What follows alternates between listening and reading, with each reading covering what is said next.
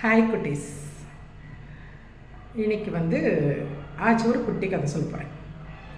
நம்ம சைனாவில் ஒரு அழகான ஊர்.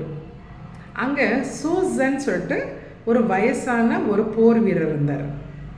அவருக்கு போரோட நிறைய சின்ன சின்ன நுணுக்கங்கள்லாம் அவருக்கு தெரியும். அதனால அவர்கிட்ட நிறைய மாணவர்கள், நிறைய சீடர்கள் அவர்கிட்ட நிறைய பேர் அவர்கிட்ட போர் நுணுக்கங்களை கற்றுக்கிறதுக்காகவே நிறைய பேர் வருவாங்க. அவர்கிட்ட படிச்சுட்டு இருந்தாங்க நிறைய பேர். அப்போ ஒரு நாள் ஒரு சீடர் சொல்கிறார், ஒரு சிஷ்யர் சொல்கிறாரு, நம்ம குருகிட்ட எவ்வளோ விஷயங்கள் தெரியுது, அவர்கிட்ட எவ்வளோ சின்ன சின்ன நுணுக்கங்களும் அவர்கிட்ட நிறைய நம்ம கற்றுக்க வேண்டியது இருக்குது அப்படின்னு சொல்கிறார். அதுக்கு இன்னொரு சிஷ்யர் சொல்கிறாரு, நீ வேற, நம்ம மன்னர்கிட்ட இருக்க போர் வீரர்கள் எல்லாருமே இவர்கிட்ட படித்த மாணவர்கள் தான். எல்லாருமே இவர்கிட்ட படித்தவங்க தான் நம்ம மன்னர்கிட்ட போய் போர் வீரர்களாகவே ஜாயின் பண்ணுறாங்க அங்கே இருக்கிறவங்க அப்படின்னு சொல்கிறார். அவங்களுக்கு அவரோட குருவை பற்றி ரொம்ப பெருமை. அவங்களுக்கு அந்த வயசானவர் அவர் பேர் சூசன், அவரை பற்றி ரொம்ப பெருமை. ஆனால் பக்கத்து ஊரில் நிக்சரன்னு ஒருத்தர் இருக்கார், ஒரு யங்ஸ்டர், ஒரு இளவயது போர் வீரர். அவருக்கு என்னென்னா, நம்ம தான் இருக்கிறதுலே டேலண்ட்டு, நம்மளை அடிச்சுக்க யாருமே கிடையாது. இந்த வயசான சூசன் இருக்கார்ல, இந்த வயசானவர் நம்ம வின் பண்ணிட்டோம்னா நம்ம தான் நம்பர் 1 அப்படின்னு நினச்சிட்ருக்கிறார். எனக்கு அவரோட டாக்டிக்ஸ் என்ன அப்படின்னா, அந்த பையனோட டாக்டிக்ஸு, இப்போ சண்டைக்கு வர்றாங்கல்ல, அவங்கள ஃபஸ்ட்டு ரொம்ப அவங்கள டீஸ் பண்ணி, அவங்கள கோவமாக பேசி, அவங்கள முதல்ல அடிக்க சொல்லிடுறது. அவங்க எப்படி ஃபைட் பண்ணுறாங்களோ, எப்படி அடிக்கிறாங்களோ, அதோட பலவீனம் என்னன்னு தெரிஞ்சுக்கிட்டு முரட்டுத்தனமாக இந்த பையன் அடிச்சுட்டு அவங்கள அடித்து வின் பண்ணிடுறது. இப்படியே எல்லார்ட்டையும் பண்ணிகிட்டு இருக்கான். வர்றவங்களெல்லாம் அவங்கள கோவப்படுத்துறது, அவங்கள டீஸ் பண்ணி அவங்கள அடிக்க வைக்கிறது, அதுக்கப்புறமேட்டு அவங்கள அடித்து வின் பண்ணுறது, இப்படியே இருக்கான். அதுக்கு இந்த வயசான போர் வீரரை வேற போட்டிக்கு கூப்பிட்டே இருக்கான்.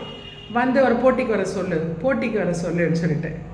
அப்போ சீடர்களுக்கு கோபம் இருந்தானே, குருவே, நீங்கள் எப்படினாலும் அந்த பக்கத்து ஊர் அந்த பையன் கூட நீங்கள் போட்டி போடணும், அவன் எல்லார்ட்டையும் வம்பளுக்கிறான், எல்லாரையும் அடிக்கிறான், நீங்கள் தயவு செய்து அவன் கூட சண்டை போடணும் அப்படின்னு சொல்கிறாங்க. இதில் அவருக்கு உடன்பாடே இல்லை, அந்த வயசான போர் வீரருக்கு உடன்பாடே இல்லை. இருந்தாலும் இவங்களோட ரொம்ப நச்சரிப்புத்தாங்க, சரி நீங்கள் ஏற்பாடு பண்ணுங்க அப்படின்ட்டார். உடனே அவங்களும் ஒரு பெரிய இடத்துக்கு போட்டிக்கு எல்லாரும் தயாராக, எல்லாரும் போட்டிக்குரிய இடம், நாள் எல்லாம் ஃபிக்ஸ் பண்ணிவிட்டு இவரை கூட்டிகிட்டு போகிறாங்க.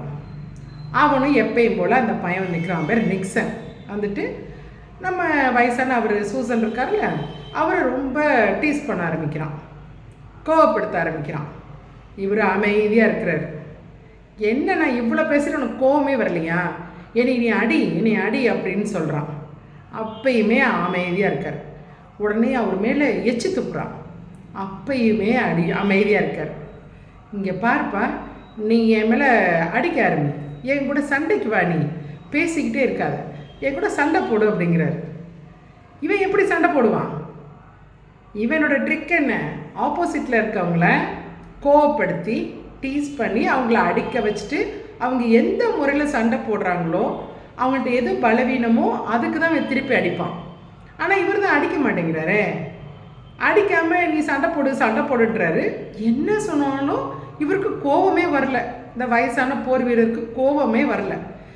எல்லாரும் இவனை அடித்து கொல்லுங்க குருவே, இவனை அடித்து கொல்லுங்க அப்படின்னு சொல்லிட்டு சிஷ்யர்கள்லாம் சுற்றி இருந்து கத்துறாங்க. ஆனாலும் இவர் அமைதியாக, நீ என்னை அடி தம்பி, என்னைக்கு கூட சண்டைக்கு வா, என்னை அடி தம்பின்றார். இவனுக்கு என்ன செய்கிறதுனே தெரியல. டோபார்னு அவர் காலில் விழுந்துட்டான்.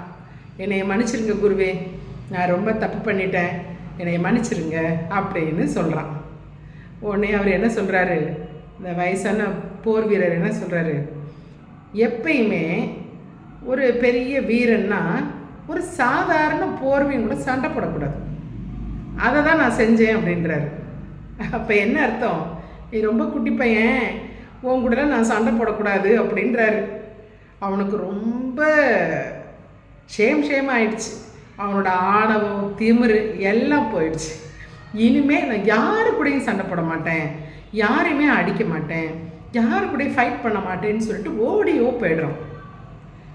எப்பயுமே நம்மக்கிட்ட தலகணம் இருக்கக்கூடாது. எப்பயுமே எனக்கு தான் எல்லாம் தெரியும், நான் எவ்வளோ பெரிய ஆள் தெரியுமா, நான் எவ்வளோ படிச்சிருக்கேன் தெரியுமா, எனக்கு உலக விஷயம் எவ்வளோ தெரியும் தெரியுமா, மீது எல்லாருமே சீப்பாக நினைக்கிறது. அந்த ஆட்டிடியூட் இருந்தாலே, அந்த தலகுணம் இருந்தாலே யாராலையும் வாழ்க்கையில் முன்னேறவே முடியாது. சரியா? அது மட்டும் இருக்கக்கூடாது. என்ன குட்டீஸ், நம்ம நமக்கு தான் எல்லாம் தெரியும், நம்ம தான் ஃபஸ்ட் மார்க் வாங்குகிறோம் கிளாஸில், மீதியெல்லாம் படிக்காமல் இருக்கிறாங்க, நமக்கு தான் மியூசிக் தெரியும், நமக்கு தான் கேம்ஸ் தெரியும் அப்படின்ற ஒரு ஆட்டிடியூட் இருக்கவே கூடாது. எல்லாருக்கும் எல்லாமே ஏதாவது ஒரு விஷயம் தெரியும். மனுஷங்களை எல்லாருமே சாதாரணமாக எடை போடக்கூடாது. ஒவ்வொரு மனுஷனுக்குள்ளேயும் ஒவ்வொரு திறமை இருக்கும். சரியா? அதனால் எல்லாரையுமே சீப்பாக நினைக்கக்கூடாது. இவனுக்கு ஒன்றும் தெரியாது, இவன் ஒரு முட்டாள் அப்படின்னு நினைக்கக்கூடாது. தலைகுணம் இருந்தால் என்ன செய்வாங்க, அவங்களால லைஃப்பில் முன்னுக்கே வர முடியாது. ஓகேவா? ஆச்சு, நாளைக்கு இன்னொரு குட்டி கதை சொல்கிறேன்.